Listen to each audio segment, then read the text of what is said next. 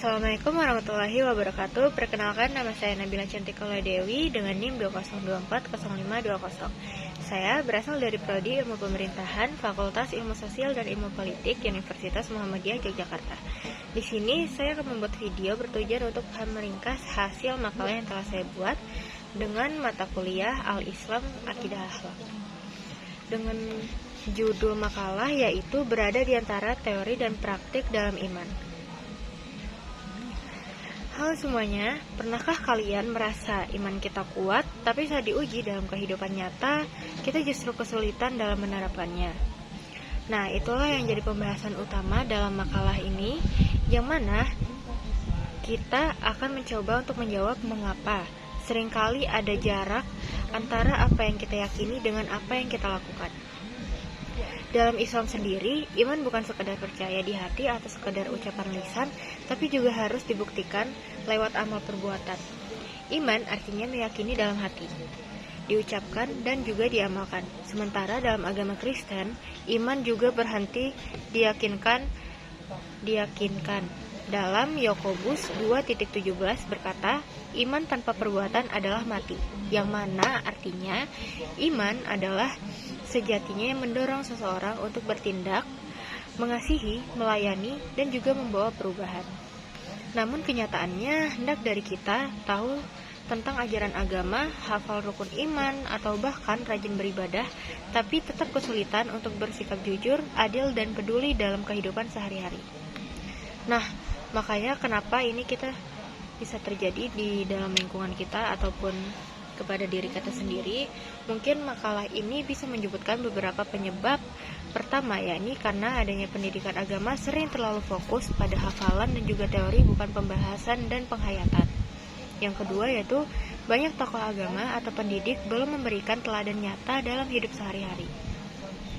Dan yang ketiga yaitu lingkungan sosial kita cenderung individualistis dan juga materialis yang membuat nilai-nilai iman terasa asing di ruang publik.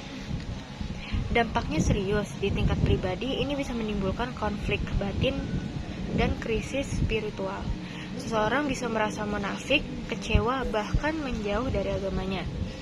Di tingkat sosial sendiri, agama jadi tampak seperti simbolis kosong, yang mana para pemeluknya tidak mencerminkan nilai-nilai luhur yang mereka anuti.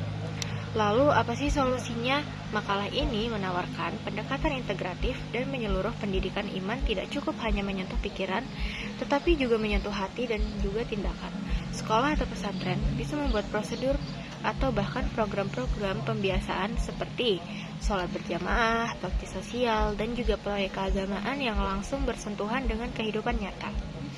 Selain itu, penting juga membentuk komunitas iman yang aktif, tempat kita bisa belajar, berbagi, dan tumbuh bersama.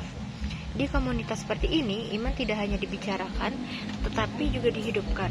Dan di bagian terakhir yaitu pendekatan pengajaran iman harus disesuaikan dengan tahapan perkembangan spiritual seseorang. Karena tiap orang tuh pasti spiritual dan juga kepribadiannya berbeda-beda, maka penangkapan dari apa yang mereka resapi juga berbeda-beda. Karena setiap orang menjalani proses tumbuh dalam iman dengan cara yang berbeda, dan juga akan mendapatkan hidayah dan pengertian ataupun pemahaman yang berbeda pula. Makanya pelajaran atau materi yang akan kita kasihkan kepada mereka itu berupa pemahaman kepada diri sendiri terlebih dahulu. Di bagian terakhir yaitu iman sejati bukan sekedar apa yang kita tahu atau yang kita ucapkan, tapi juga apa yang benar-benar kita lakukan. Makalah ini menyimpulkan, jika kita ingin iman kita kuat dan bermakna, maka kita perlu menjembatani teori dengan praktik antara hati yang percaya dengan tangan yang bergerak. Semoga kita semua bisa menjadi pribadi yang tidak hanya religius secara teori, tapi juga spiritual secara nyata dalam kehidupan sehari-hari.